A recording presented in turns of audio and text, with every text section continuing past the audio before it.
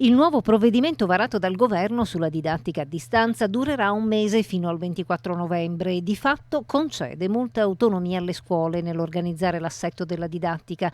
Tuttavia, nell'ordinanza regionale che segue quella del nuovo DPCM viene sottolineato l'aspetto delle prime classi, per le quali si cerca di fare più didattica in presenza rispetto alle classi successive. Sono misure che le scuole devono modulare nella loro realtà, nel loro contesto, e possono farlo con criteri di rotazione degli studenti sia all'interno delle classi sia come rotazione tra le classi dello stesso istituto. È un modo di andare incontro sostanzialmente all'organizzazione scolastica per far sì che si stravolga il meno possibile l'orario delle lezioni, ma anche che si tenga conto delle peculiarità, in particolare della rete informatica che le scuole hanno a disposizione. E una finalità ben precisa, mirata. L'obiettivo regionale è quello di ridurre il numero di studenti che tutti i giorni si recano a scuola, che saranno 53.000 in parole povere sui 213.500 e rotti delle scuole superiori.